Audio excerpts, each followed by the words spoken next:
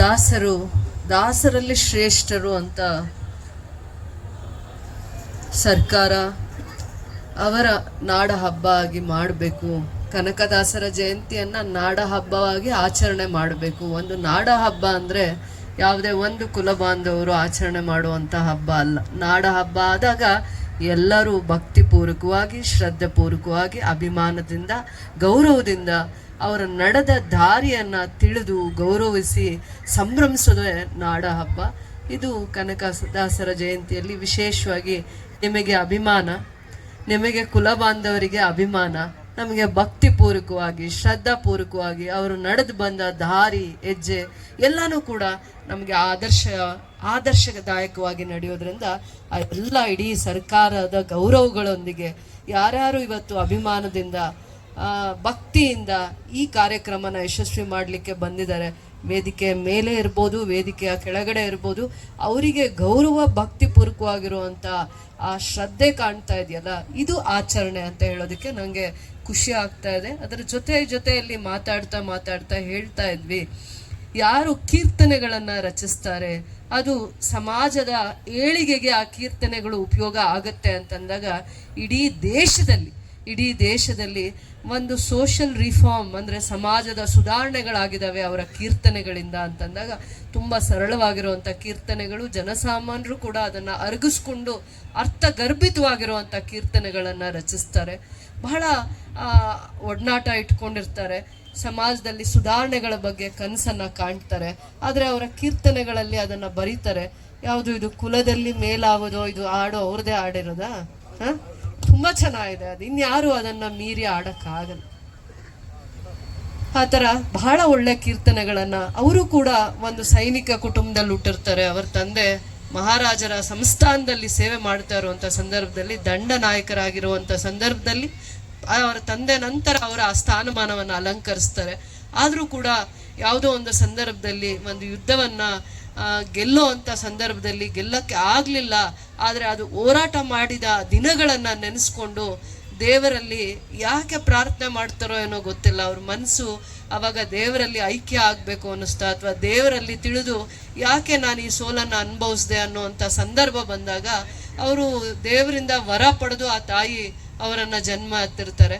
ತಿಮ್ಮರಾಯಪ್ಪ ಅನ್ನುವಂಥವ್ರು ಕನಕದಾಸರಿಗೆ ಹೆಂಗಾದ್ರು ಅನ್ನೋದ್ರ ಬಗ್ಗೆ ಈಗಾಗಲೇ ನಾಗಪ್ಪ ಸರ್ ಅವರು, ಡಾಕ್ಟರ್ ನಾಗಪ್ಪ ಸರ್ ಅವರು ಇರ್ಬೋದು, ವೆಂಕಟೇಶಣ್ಣ ಇರ್ಬೋದು, ಭಾಳ ಜನ ಮುಖಂಡರಿಗೆ ಮತ್ತು ವಿಶೇಷವಾಗಿ ನಿಮಗೂ ಕೂಡ ಅದರ ಪರಿಚಯ ಇದೆ. ತಿರುಪತಿಗೆ ಹೋದಾಗ ಏನಾಗಿದೆ, ಉಡುಪಿಗೆ ಹೋದಾಗ ಏನಾಗಿದೆ ಅನ್ನುವಂಥ ಚರಿತ್ರೆನ ನೀವು ತಿಳ್ಕೊಂಡಿದ್ದೀರ. ಆದರೆ ಭಕ್ತಿ ಅನ್ನೋದು ಒಬ್ಬ ಮನುಷ್ಯನಲ್ಲಿದ್ದಾಗ ಯಾವ ಭಕ್ತಿಯಿಂದ ದೇವರನ್ನ ಗೆಲ್ಲಕ್ಕೆ ಅವಕಾಶ ಆಗತ್ತೆ? ನಾವು ಯಾವುದರಿಂದನೂ ಗೆಲ್ಲಿಕ್ಕಾಗಲ್ಲ. ಭಕ್ತಿಯಿಂದ, ಶ್ರದ್ಧೆಯಿಂದ, ಪ್ರೀತಿಯಿಂದ ಗೆಲ್ಬೋದು. ಬಿಟ್ಟರೆ ಪ್ರೀತಿಯಿಂದ ಮಕ್ಕಳನ್ನ ಗೆಲ್ತೀವಿ, ಯೋಚನೆ ಮಾಡಿ. ಭಕ್ತಿಯಿಂದ ದೇವರನ್ನ ಗೆಲ್ತೀವಿ, ಶ್ರದ್ಧೆ ಇದ್ರೆ ಕೆಲಸದಲ್ಲಿ ಗೌರವವನ್ನು ಉಳಿಸ್ಕೊತೀವಿ.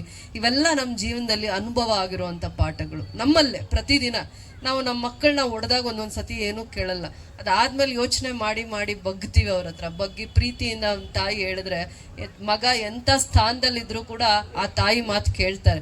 ಅಮ್ಮನ ಆಶೀರ್ವಾದ ಇಲ್ಲದೆ ನಾನು ಏನೂ ಸಾಧಿಸೋಕ್ಕಾಗಲ್ಲ ಅಂತ ಎಂಥ ಹೊರಟಾಗಿರಲಿ ಮಕ್ಕಳು, ಏನೇ ಸಾಧಿಸಿರ್ಲಿ, ಎಂಥ ಎತ್ತರದ ವ್ಯಕ್ತಿ ಆಗಿರಲಿ, ಆದರೆ ತಾಯಿ ಪಾದ ಸ್ಪರ್ಶ ಮಾಡ್ತಾರೆ. ಯಾಕೆ ಅಂದರೆ ಅದು ಪ್ರೀತಿಯಿಂದ ತಾಯಿಯ ಒಂದು ಸಂಸ್ಕಾರವನ್ನು ಕಲಿಸಿರ್ತಾರೆ.